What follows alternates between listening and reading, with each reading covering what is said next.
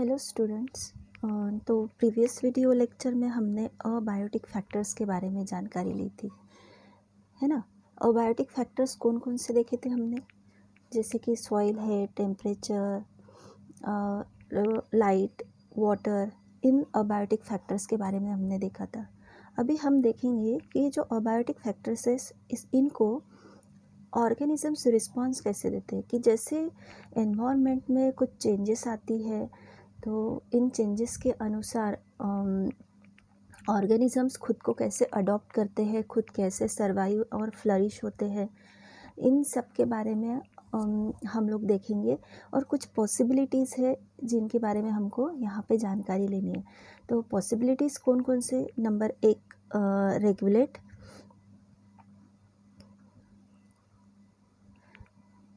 Confirm,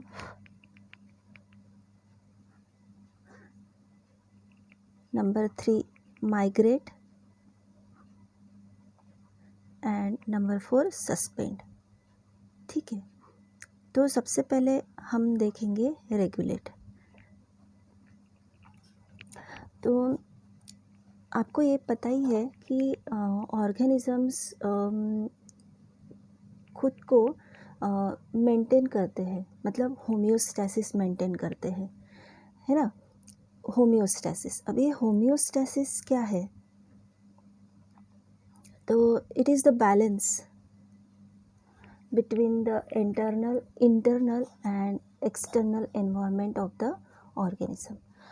तो organisms खुद balance maintain करते कि जैसे ही बाहर का एनवायरनमेंट चेंज होता है उस टाइप से वो अपना इंटरनल एनवायरनमेंट को मेंटेन करते हैं। मतलब they can maintain internal environment concentration according to the external environment. ठीक है ना। तो some organisms able to maintain homeostasis by physiological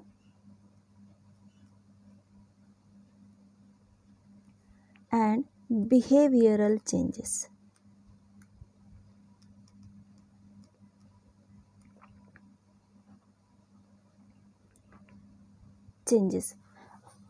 मतलब ये जो फिजियोलॉजिकल और बिहेवियरल चेंजेस है, इससे क्या होता है कि उनका जो constant body temperature,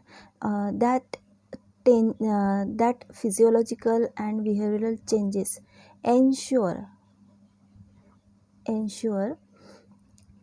constant body temperature।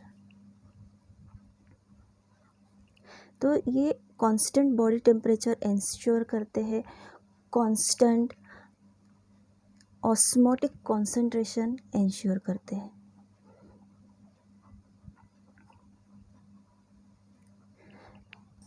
ठीक है ना। तो अकॉर्डिंग टू द, जैसे कि एनवायरनमेंट में कुछ भी बदलाव आता है तो वो खुद का बॉडी टेम्परेचर और ऑस्मोटिक कॉन्सेंट्रेशन मेंटेन करते हैं, उसे कहते हैं होम्योस्टैसिस। मतलब क्या हो गया कि बॉडी टेम्परेचर और ऑस्मोटिक कॉन्सेंट्रेशन को रेगुलेट करना। So these animals are called regulators. तो इन एनिमल्स को क्या कहा जाता है? रेगुलेटर्स कहा जाता है। और इसके एग्जाम्पल है ऑल बर्ड्स एंड मैमल्स। ठीक है, तो ये जो सभी बर्ड्स और मैमल्स है, these are capable of such regulation. ठीक है ना। रेगुलेशन मतलब कि थर्मो रेगुलेशन, मतलब बॉडी टेम्परेचर रेगुलेट करना, और ऑस्मो रेगुलेशन मतलब कि ऑस्मोटिक कॉन्सेंट्रेशन रेगुलेट करना। मतलब सिंपल हम बोलेंगे सॉल्ट और वाटर का बैलेंस करना, बैलेंस मेंटेन करना, ऑस्मो रेगुलेशन। तो ये सब कर सकते हैं बर्ड्स और मैमल्स। एक हम लोग इसमें एग्जांपल देख सकते हैं कि जैसे कि हम लोग कैसे मेंटेन करते हैं। ह्यूमन बीइंग का जो बॉडी टेम्परेचर होता है वो 37 डिग्री सेल्सियस होता है ना, रूम टेम्परेचर। तो इसे हम कैसे मेंटेन करते हैं, जैसे कि समर में हम लोग स्वेटिंग करते हैं, बहुत पसीना आता है हमें, तो स्वेटिंग करके हम हमारा बॉडी टेम्परेचर मेंटेन करते हैं और ऑस्मोटिक कॉन्सेंट्रेशन मेंटेन करते हैं। तो विंटर सीजन में कैसे करते हैं हम लोग, तो शिवरिंग, मतलब हमें बहुत ज़्यादा ठंड लगती है, शिवर करने के वजह से हमारी जो बॉडी हीट है ना वो डिक्रीज़ हो जाती है ना, बॉडी हीट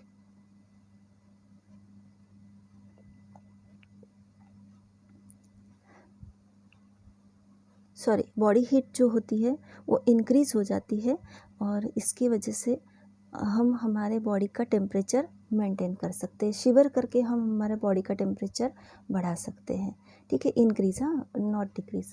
तो इस तरह से रेगुलेटर्स अपने बॉडी का होम्योस्टैसिस मेंटेन करते हैं। होम्योस्टैसिस का मतलब होता है बैलेंस मेंटेन करना, ठीक है, समझ में आ गया। Then we will see about the confirm, ठीक है।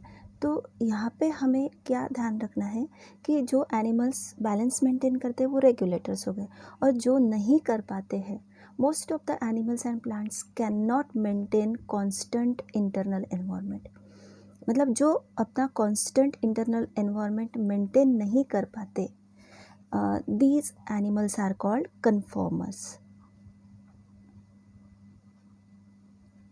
जो मेंटेन कर पाते हैं उन्हें रेगुलेटर्स बोला जाता है, और जो नहीं कर पाते हैं उन्हें कन्फॉर्मर्स बोला जाता है, ठीक है ना। मतलब इनका जो बॉडी टेम्परेचर है, body temperature changes with the ambient temperature. Ambient मतलब सराउंडिंग टेम्परेचर, ठीक है। जो भी सराउंडिंग टेम्परेचर होगा उसके अनुसार उनका बॉडी टेम्परेचर चेंज हो जाता है। तो मतलब क्या कि वो अपने बॉडी टेम्परेचर को रेगुलेट नहीं कर पाते, so they are called conformers. और 99% एनिमल्स एंड ऑल प्लांट्स, ये क्या है, these are the conformers. 99% animals और सभी प्लांट्स कन्फॉर्मर्स है, ठीक है ना। जैसे कि एग्जाम्पल हम देख सकते हैं, एम्फीबियंस, रेप्टाइल्स, फिशेस, इंसेक्ट्स। तो ये हो गए इनके एग्जाम्पल्स। जैसे कि बहुत सारी स्पीसीज ऐसी इवॉल्व हुई है जिनमें एबिलिटी है कि वो अपने बॉडी का टेम्परेचर रेगुलेट कर सकते हैं, लेकिन लिमिटेड रेंज तक ही रेगुलेट कर सकते हैं, उसके बाद में वो कन्फॉर्मर्स बन जाते हैं। मतलब क्या कि कुछ हद तक, कुछ समय तक वे अपने बॉडी का टेम्परेचर या फिर ऑस्मोटिक कॉन्सेंट्रेशन जो है वो मेंटेन कर सकते हैं, लेकिन एक समय के बाद वो उनके मतलब उनके रेंज के बाहर चला जाता है, तो उसके बाद में वो रेगुलेट नहीं कर पाते हैं। तो अगर ऐसे एनिमल्स है, ऐसे ऑर्गेनिजम्स है, तो उनको पार्शियल कन्फॉर्मर्स बोलते हैं, कि मतलब कुछ समय तक वो अपने बॉडी का टेम्परेचर, ऑस्मोटिक कॉन्सेंट्रेशन मेंटेन कर पाते हैं, लेकिन एक लिमिट के बाद में वो नहीं कर पाते हैं, तो उन्हें बोलेंगे पार्शियल कन्फॉर्मर्स,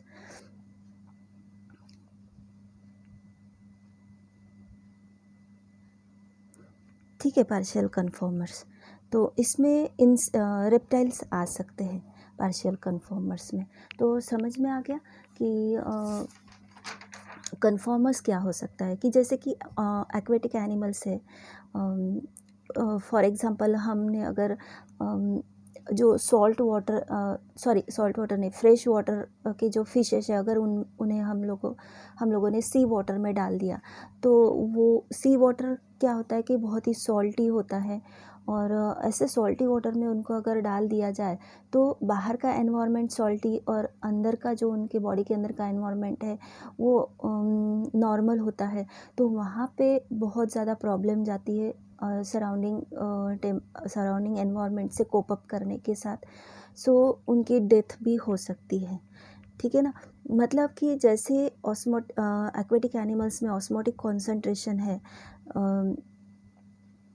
जैसे एम्बियंट जो सराउंडिंग वाटर ऑस्मोटिक कॉन्सेंट्रेशन है उसके साथ में कुछ एक्वेटिक एनिमल्स कोप अप कर सकते हैं, लेकिन कुछ नहीं कर सकते हैं, उन्हें बोला जाता है कन्फॉर्मर्स, ठीक है। तो ये हो गया हमारा कन्फॉर्मेंस।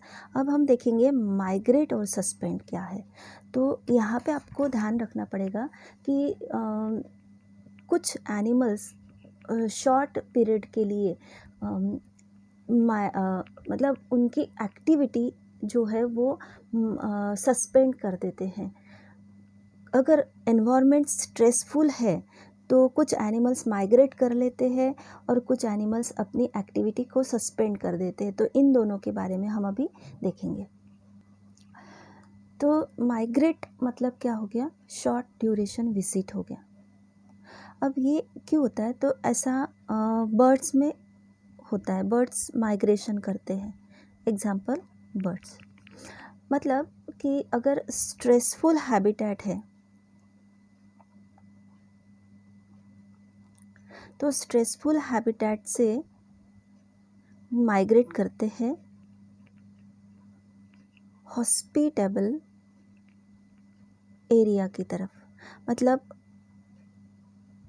ऐसा एरिया जहाँ पे एनवायरनमेंट उनके हिसाब से हो।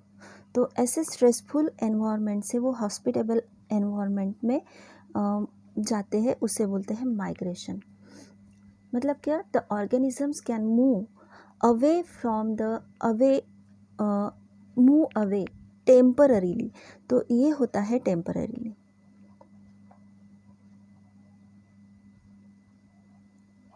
ठीक है। Move away temporarily from stressful habitat to more hospitable habitat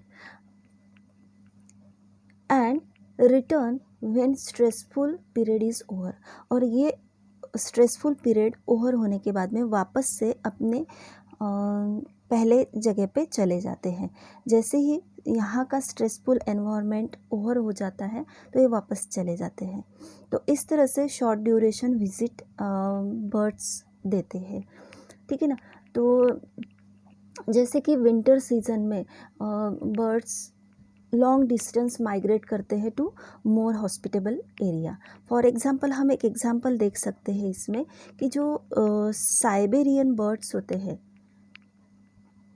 Siberian birds है ना, वहाँ पे साइबेरिया में एक्सट्रीम कोल्ड कंडीशन होता है, एक्सट्रीम कोल्ड कंडीशन है ना, कोल्ड क्लाइमेटिक कंडीशन बोलेंगे हम। तो यहाँ से बर्ड्स माइग्रेट करते हैं मोर हॉस्पिटेबल एरिया, जैसे कि भरतपुर सैंक्चुरी। भरतपुर सैंक्चुरी मतलब साइबेरिया से इंडिया में ये बर्ड्स माइग्रेट करते हैं। भरतपुर सैंक्चुरी राजस्थान, जहाँ का केवला देव नेशनल पार्क है, वहाँ पे माइग्रेट करते हैं। और जब यहाँ की ये जो extreme condition, cold condition over हो जाती है तो ये वापस यहाँ से यहाँ चले जाते हैं। तो that is called as migration, ठीक है। देन इसके बाद हम देखेंगे सस्पेंड। तो इसका बहुत ही अच्छा एग्जाम्पल है सीड्स, ठीक है। सीड्स जो जर्मिनेट होते हैं ना, सीड्स कैसे जर्मिनेट होते हैं, under favourable condition. Favourable condition क्या है, for example moisture, temperature, water, ये सभी चीज़ें अगर बहुत अच्छी तरह से मिल जाए तो सीड्स क्या करते हैं, जर्मिनेट करते हैं, ठीक है।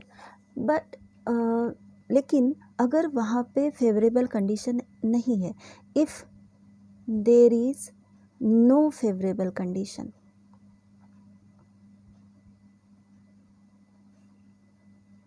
अगर फेवरेबल कंडीशन नहीं है तो ये सीड्स क्या करते हैं, दे रिड्यूस मेटाबॉलिक एक्टिविटी, वो उनकी मेटाबॉलिक एक्टिविटी जो है वो रिड्यूस कर लेते हैं, मतलब सस्पेंड कर देते हैं, रिड्यूस कर लेते हैं, reduce and goes into a state and goes into a state of inactivity, मतलब वो इनएक्टिव हो जाते हैं। ठीक है, मेटाबॉलिक एक्टिविटी रिड्यूस हो जाती है और वो इनएक्टिव बन जाते हैं। तो this stage is called dormancy. तो डॉर्मेंसी समझ में आ गया ना, मतलब रेस्टिंग पीरियड। डॉर्मेंसी पीरियड को क्या बोलेंगे हम? रेस्टिंग पीरियड बोलेंगे। मतलब इस समय सीड्स रेस्ट करते हैं। कैसे? तो मेटाबॉलिक एक्टिविटी को रिड्यूस करके वो इनएक्टिव बन जाते हैं। ये कब होता है? जब फेवरेबल कंडीशन नहीं होती है। ठीक है ना। तो ये हो गया सीड्स के बारे में। अगर अब हम देखेंगे एनिमल्स, तो एनिमल्स में जो सस्पेंशन पीरियड होता है उसमें आता है हाइबरनेशन। हाइबरनेशन मतलब क्या? Winter sleep. ठीक है, विंटर स्लीप। और दूसरा है एस्टाइवेशन। एस्टाइवेशन मतलब समर स्लीप।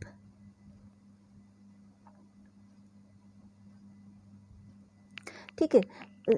इफ़ कुछ एनिमल्स अगर माइग्रेट नहीं कर सकते, ऐसे बर्ड्स उड़कर जा सकते हैं एक जगह से दूसरे जगह पे, मतलब कुछ एनिमल्स ऐसे होते हैं कि वो माइग्रेट नहीं कर सकते हैं, तो they undergo into hibernation during winter season. Example इसका हम बोलेंगे पोलर बियर। ठीक है, तो ये एक जगह से दूसरी जगह माइग्रेट नहीं कर सकते, तो उन्हें वहीं पे इनएक्टिव स्टेज में जाना पड़ेगा, जिसे विंटर स्लीप बोलते हैं। और कुछ एनिमल्स ऐसे होते हैं कि समर हीट को अवॉइड करना चाहते हैं, तो समर हीट को अवॉइड करने के लिए एग्जाम्पल हम बोल सकते हैं फिश,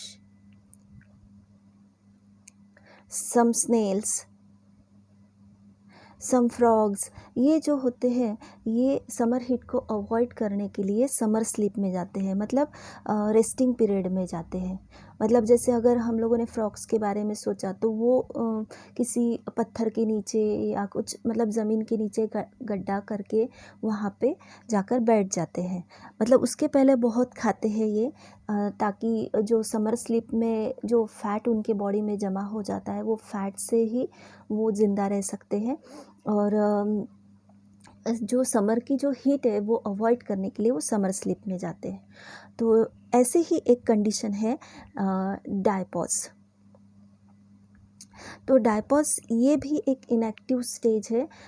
इसका एग्जांपल हम देखेंगे जू प्लैंक्टॉन्स, सिल्क मॉथ्स, जिससे सिल्क मॉथ्स को बॉम्बिक्स मोराए बोला जाता है। तो ये क्या करते हैं कि अब डायपॉज का मतलब क्या होता है कि इसमें अंडर अनफेवरेबल एनवायरमेंटल कंडीशन, मतलब जब अनफेवरेबल कंडीशन होती है एनवायरमेंटल की, तो ये ऑर्गेनिज्म, कुछ ऑर्गेनिजम्स उनकी मेटाबॉलिक और डेवलपमेंटल एक्टिविटी को अरेस्ट कर लेते हैं, स्टॉप कर देते हैं। तो डायपॉज में क्या होता है कि एंडोक्राइन मेडिएटेड मेटाबॉलिक और डेवलपमेंटल एक्टिविटी अरेस्ट कर लेते हैं, that is called as diapause, है ना। तो जिससे कि उनका डेवलपमेंट नहीं होता है, उनके बॉडी में मेटाबॉलिक एक्टिविटीज़ नहीं होती है और वो रेस्ट करते हैं, और ऐसा दिखाई देता है जू प्लैंक्टॉन, सिल्क मॉथ्स में। मतलब कुछ एनिमल्स कुछ देर के लिए उनके एक्टिविटीज़ को स्टॉप कर देते हैं, उसे बोला जाता है सस्पेंड। ठीक है, तो ये हो गए मेजर मतलब अबायोटिक फैक्टर्स कि ऑर्गेनिजम्स का रिस्पॉन्स टू अबायोटिक फैक्टर्स। ठीक है।